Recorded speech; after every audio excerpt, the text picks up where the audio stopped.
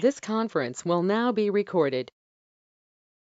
Hey, welcome everybody. Another morning edition of Coffee Chat. Just today we're going to talk about the life insurance conversation. You got to ask. You don't ask, you don't get. So we want to encourage you to ask. Now, there's different ways of asking. You got to get started. A lot of times you're hanging out with your friends, just having conversations. Ask them what they're doing. Ask what's new and exciting with their life. And they'll probably ask you, what are you doing? And I want you to kind of make a statement that, your goal is to look out for people, and your goal is to ask everyone about life insurance. Even if it's with another company, gather that information, put it in that prospect's file. If they're a client, put it in the client file, but make notes on your conversation. You can look at it this way. If you don't make it home tonight, your family's going to come to me as their insurance agent. And what do you want me to tell them? That you had a policy in place, or you decided not to, or you never even. Okay, so you got to take a stand. All right? I'd rather pitch it to everybody. Let's let them say no. Okay, but I can't not offer it. So I was hoping we'd have more agents on the line, because I wanted for them to jump in and ask them, how do you start a life insurance conversation? For some people, they overthink. I don't know. It feels awkward asking about life insurance. It's a sensitive topic. It's a personal topic. You got to get comfortable having uncomfortable conversations, because if you don't ask, who will? Worse, nobody does. They don't have a policy in place. Something happens. Okay, so if you do pitch, prepare it. All right. So clarify your purpose and strategy. You want to answer these 3 questions when you're going to pitch life insurance, or pitch any other product, by the way. Okay. So what do you want them to hear? All right. What do you want them to feel? And then also, what do you want them to do? And so think about that. When you're putting together like a pitch, I don't care if it's like what we call an elevator pitch of, this is what you do, this is what you're about, this is what they can expect. But kind of think about that and put a couple pitches together. There's not going to be one pitch, because your demographic and people you're talking to are going to be very different. But you do want to kind of know, what is the message you want to convey, and is that message being conveyed? Because a lot of times it's not. Okay, and so rethink what you do, rethink what you say. And again, this applies to all the coverages we offer, folks. Okay, not just life insurance, right? You got to know your audience.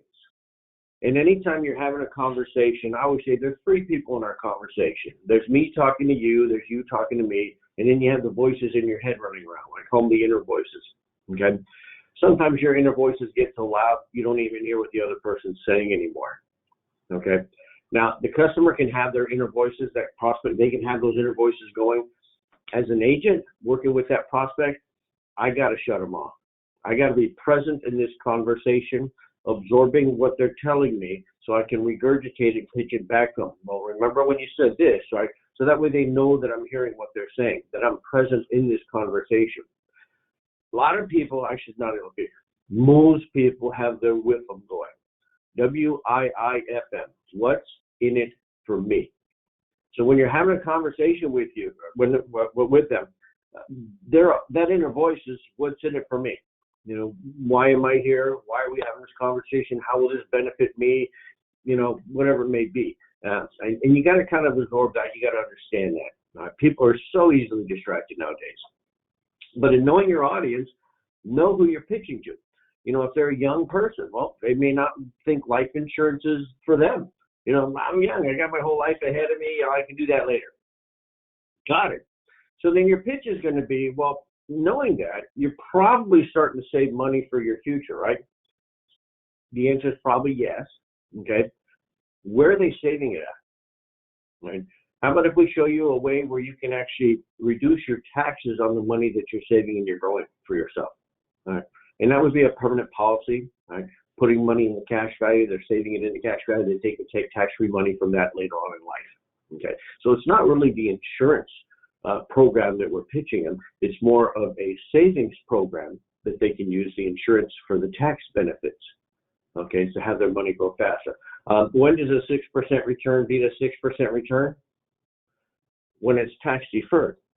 Okay, 6% taxable, it's really only like a net 4% return, but 6% on a tax deferred basis, 6% compounds on 6% on 6%. So your money grows a lot faster. And so we need to educate people because people are starving for information about where to invest, how to invest. And so you can bring that to the table. If it's a family, that's a slam dunk.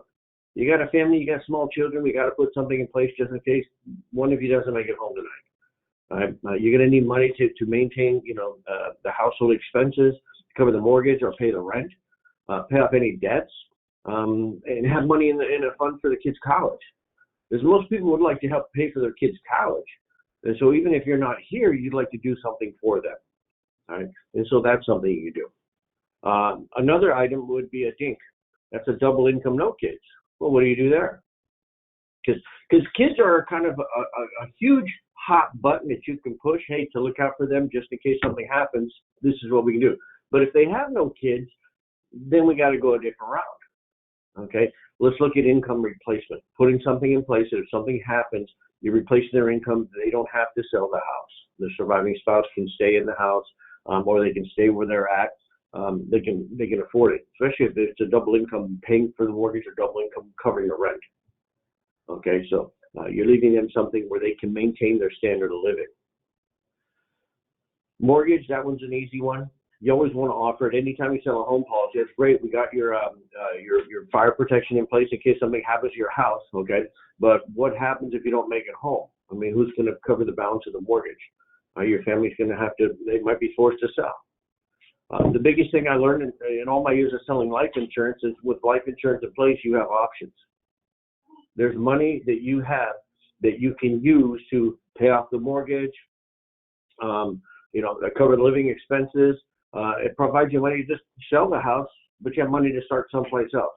And so it gives you options, because if you don't have that money from that life insurance, if something, happens, then your decisions are made for you. And so you want to take that in consideration. If you're dealing with a business owner, especially small businesses, oh man, if it wasn't for Bill, it'd be tough. Well, have you put something in place in case something happens to Bill? And so this is key person life insurance, right? That we can write, the employer can write a policy on Bill, so if something happens to Bill, the insurance provides money to the business, right, to find a replacement of their caliber, right? Because otherwise, most people don't have that money just sitting on a table. And so this can provide that type of income that they can use to, replace the income until they find someone of their caliber. And if it's a partnership, what happens if one partner passes away? Well, now you're in bed with that ex-partner's spouse. And what if you don't get along? And so you want something in place that if one of the partners passes away, there's money to buy out that partner's share of the business from their family members. Okay, and that's where life insurance can come into play. Okay, this is kind of called a cross-purchase plan or buy-sell agreement. Okay, and so they should insure each other. And so there's different ways, but know your audience, know who they are, what they're about, what's important to them. All right, that's that with them, what's important to them, and cater to that, to their need in your conversation. All right.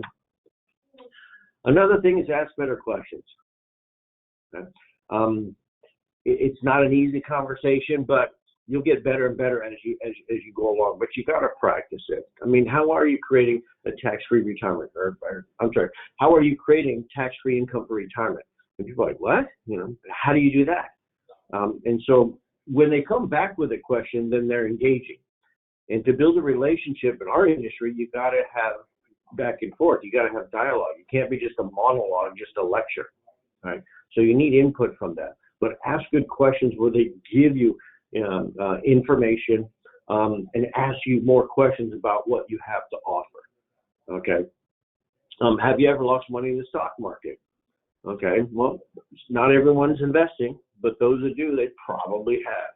Well, we've got some programs, life insurance, right, giving you tax-free retirement. Plus, it's giving you the gains of the stock market indirectly through like an index account for those of you that have your life license, right, that don't have your variable license or securities license. But there's a guaranteed minimum, and so they don't lose money in the growth of the cash value of their policy. And so, again, you got to practice, you got to rehearse, you got to be comfortable with the product, how it works, so you can help explain it. Okay, but ask better questions. In your office, if you're not going to pitch it, then put yourself in a position where they're working with you. Okay, and that just means take a stand. Make it your mission to ask anybody and everybody about life insurance. Okay.